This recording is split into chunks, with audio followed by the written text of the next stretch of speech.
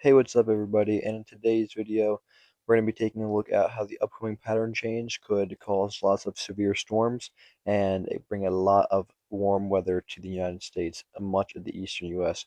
could be dealing with very, very high temps all the way up into the hundreds. So stick with me as we dive through each the model runs, and then we'll take a look at how much rain you could get in your neck of woods and what it will mean for you.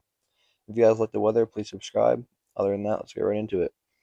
So first, we're going to take a look at the CPC outlook for the next 6 to 10 days, and you can see that all these areas in the red, which is much of our country, is going to be dealing with above average temperatures. And as the darker the shade, the more above average it's going to get. So you can see that in the center here, into the Great Lakes region, it's the darkest red, and then other than that, the whole entire eastern U.S. is all dealing with above average temperatures, which is going to cause lots more convection, which will cause more severe thunderstorms to impact areas of the Great Lakes and the eastern U.S. as a whole in general. And you can see in the west that there's a little bit of those blues that indicates cooler than average temperatures for those regions, but they're used to that. So we're kind of focusing on the eastern U.S. with these thunderstorms.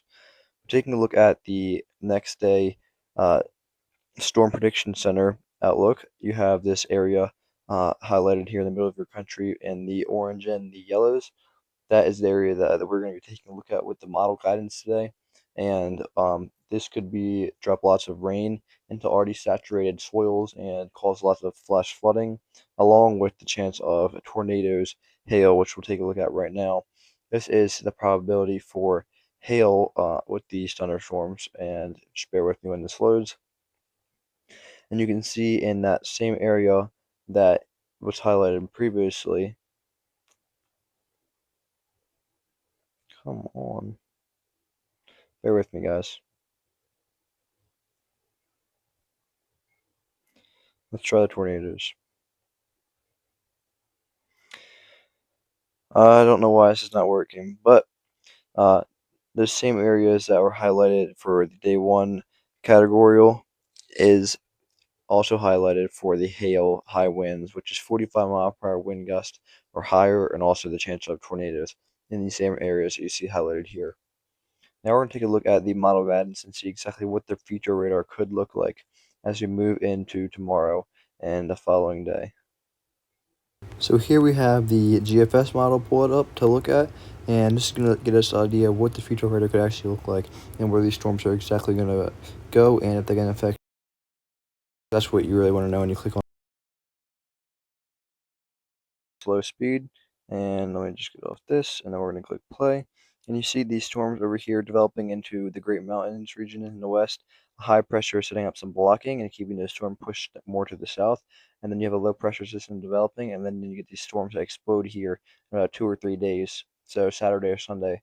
And then it moves eastward, and it's going to affect much of the Great Lakes region, Michigan, all the way into Lake Erie, and then it continue to move up into the northeast and affect the Mid-Atlantic, Pennsylvania, New York, Delaware, Maryland, New Jersey, and then kind of get on out of there, maybe even spin off the coast and create a little bit of a tropical depression.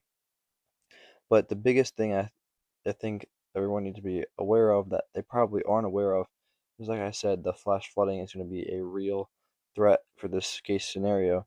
Everyone is also on the tornadoes and the hail, but the most deadly thing could also be flash flooding, because if you're not ready for it and you're on the first floor of a house or you're outside and it just starts raining and raining, people get stuck and die all the time.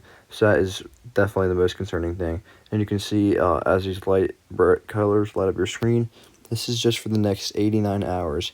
And you can see that there's areas that are going to get up to 6 inches of rain from this event. So definitely watch out if you're in this middle of the country area right here, because that will bring significant flooding to your neck of the woods. And then again, the purples are 1 to 2 inches, moving all the way across Pennsylvania and then into the northeast as well.